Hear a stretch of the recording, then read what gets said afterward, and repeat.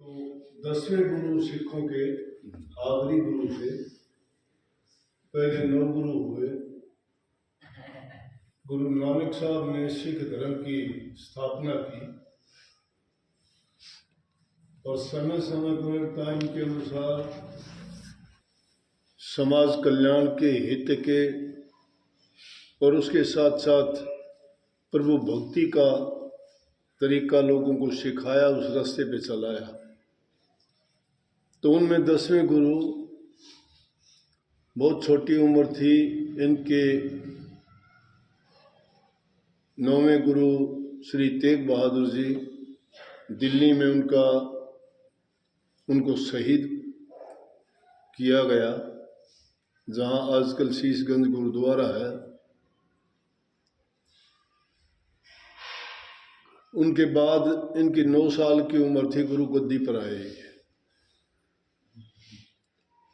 ये एक कवि, संत, योद्धा और दार्शनिक सभी इनमें इनके गुण थे। गुरु ग्रंथ साहब की रचना इन्होंने दोबारा की। आदि गुरु ग्रंथ साहब था, वो ना मिलने के कारण और ये 41 वर्ष की उम्र में ही चौड़ा छोड़ दिया। 4 पुत्र थे इनके। 2 पुत्र तो चमकौर के युद्ध में गुजर गए थे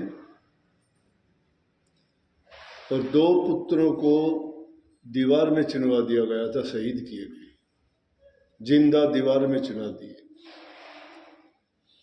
बच्चे थे, कभी छोटी क्लास में पढ़ते थे, कविता आया करती, गुरु गोविंद के बच्चे उम्र में थे अगर कच्चे, मगर धर्म ईमान के सच्चे।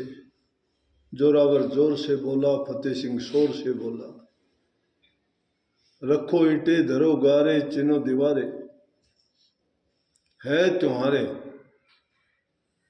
यही हमारी सांस बोलेगी, यही हमारी लाश बोलेगी। लेकिन धर्म की रक्षा के लिए गुरु गोविंद सिंह ने आखिरी वक्त तक, वो भी उनके साथ एक धोखा हुआ था, उसके कारण उनका अंत समय आया तो उन्होंने गुरु ग्रंथ साहब को रख के मत्था टेक के उन्होंने ये बात कह दी थी कि आज के बाद में कोई गुरु देह रूप में नहीं होगा, गुरु ग्रंथ को ही गुरु मानना। और उसके बाद सिखों में 10 गुरु के बाद में गुरु नहीं हुआ। गुरु ग्रंथ साहब की पूजा करते हैं, लेकिन वो संगत के लिए, धर्म के लिए जब अपने पुत्र गंवा दिए, खुद की भी कुर्बानी दे दी, उनके पूरे परिवार की कुर्बानियां भी हमेशा के लिए याद रखी जाएंगी। नियम बनाए उन्होंने, 5 कक्कार उन्होंने चलाए थे, 5 कक्के, कच्छ, कंगा, कृपाण, कटार, कड़ा। 5 कक्के बोलते हैं। इनके 5 चीज कैसे शुरू होती हैं, तो उन्होंने ये 5 कक्के चलाए। सिखों के लिए नियम बनाया कि कोई मांस, मिट्टी और जिंदा कच्चा मांस न खाए। दूसरी स्त्री को माँ बहन समझे, अपने ईमानदारी और सच्चाई की कमाई करके खाए, धर्म के प्रति अपना सच्चा और पक्का रहे। मानव कल्याण और हित के लिए उन्होंने लंगर चलाया कि कोई भी भूखा ना जाए, और इस बात को सिर्फ कहना नहीं, पालना भी की। तो ये भंडारे का नियम उन्होंने चलाया। 5 प्यारे सिख उन्होंने ही बनाए थे, और वो 5 प्यारे अमृत चखने का भी नियम, जैसे हम कहते हैं नामदान ले लो, उन्होंने सिख बनाने के लिए 5 प्यारे बनाए, 6ठे खुद बने हो। सिख धर्म के वो आखिरी गुरु जरूर थे, लेकिन सिखों के लिए ऐसे नियम और पाबंदी बना के गए और उनके लिए कहा कि धर्म पर अडिग और पक्के रहो। इसलिए आज देखते हो ना, उनका जो धर्म है वो उसके बारे में विचित नहीं, जाति में विश्वास नहीं करते थे, कोई जाति पाति नहीं। इसीलिए पंगत और लंगर का जो नियम था कि पंगत में जब बैठ के भोजन जीते हैं तो उसमें कोई ये भेदभाव नहीं करना, ये राजा है, ये रंग है, ये भिखारी है, ये छोटा है, ये बड़ा है, गरीब है, ये अमीर है, कोई जाति नहीं देखते थे। सब इकट्ठे बैठ के प्रसाद लेते थे। 41 साल की उम्र थी। एक बार कोई पठान, उनका अंगरक्षक था कुछ, रात के समय सोते हुए तलवार का वार कर दिया। सुना है मैंने, ये देखा नहीं कहीं किताब में। तलवार का वार कर दिया तो घाव लंबा होने के कारण डॉक्टर ने सी दिया उसको फटाफट, और वो ठीक होने ही वाले थे, ठीक हो ही गए थे लगभग। लेकिन एक दिन एक तीर पर कमान चढ़ाने लगे तो उसको जोर से खींचा तो जो टाँके थे वो टूट गए, फट गए, और उनके फटने के कारण इतना खून बह गया कि उनको बचाना मुश्किल हो गया। तो उस वक्त में उन्होंने ग्रंथ साहब को मंगवा के सिखों से विनती की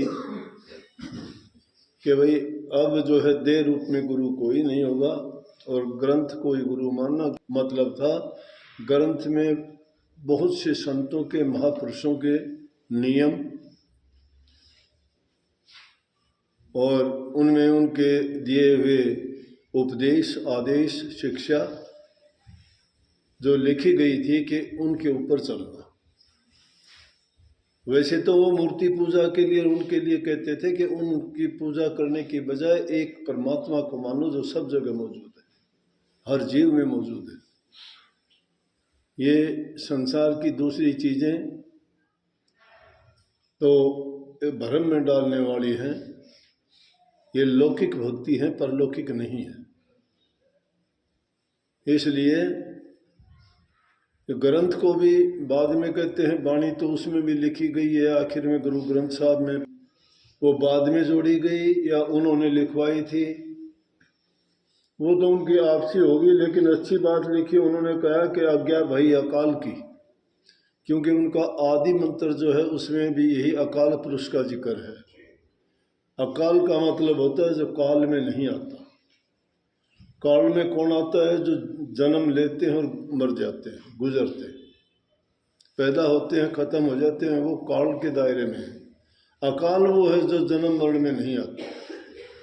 तो उनके आदि मंत्र में है, गुरु ग्रंथ साहब के सबसे प्रथम वचन उनके यही एक ओंकार, वो एक ही परमात्मा है, एक ही वो ब्रह्म है, वही सत्य है, एक ओंकार, वो ओंकार है।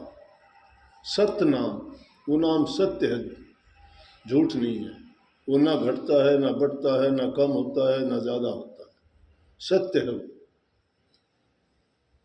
अकाल पुरुष वो काल में आता नहीं है, अजूनी से भंग, किसी जोनी में नहीं आता, जन्म नहीं लेता।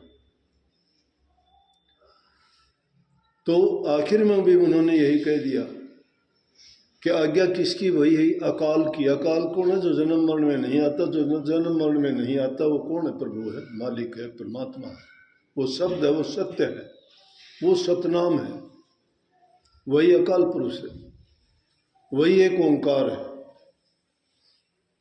तो उन्होंने कहा कि आज्ञा भाई अकाल की तभी चलायो पंथ, सब सिखन से बिनती गुरु मानियो ग्रंथ। और आगे क्या कह दिया? गुरु ग्रंथ को मानियो, प्रगट गुरा की दे, जाका हृदय शुद्ध है वो खोज शब्द में।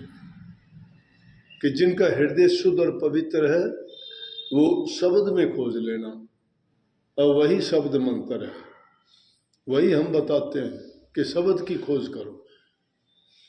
और नानक साहब ने उस गुरु ग्रंथ साहब में इस शब्द की व्याख्या करते हुए काफ़ी लंबा चौड़ा लिखा है। उन्होंने कहा शब्द ही धरती, शब्द आकाश, शब्द ही शब्द भया प्रकाश, सगली सृष्टि शब्द के पाछे, नानक शब्द घटे घटाच। शब्द तो हमारे ग्रंथ में भी सार वचन में लिखा गया यही कि शब्द में रची त्रिलोकी सारी, शब्द की महिमा फैली भारी, शब्द से चांद और सूरज बहेरी, शब्द से दिन रात हुएरी, शब्द। तो शब्द की महिमा क्या है? वो शब्द वही अकाल पुरुष शब्द है, उसी से सारी सृष्टि की रचना हुई है और उसी में सब कुछ समाया हुआ है। और उसी को खोजने और प्राप्त करने के बाद इंसान अकाल पुरुष से मिल जाता है जो काल में नहीं आता। तो आज के इस दिन की कोटि कोटि उन महान पुरुषों को श्रद्धांजलि, उनकी याद, उनकी शिक्षाएं हमेशा रास्ता दिखाती रहेंगी और उन महापुरुषों के बलिदान को हमेशा याद रखना चाहिए कि जिन्होंने सिर्फ भक्ति का ही रास्ता नहीं, हमें इस संसार से भी आज़ादी दिलाई। सबको बहुत बहुत आशीर्वाद।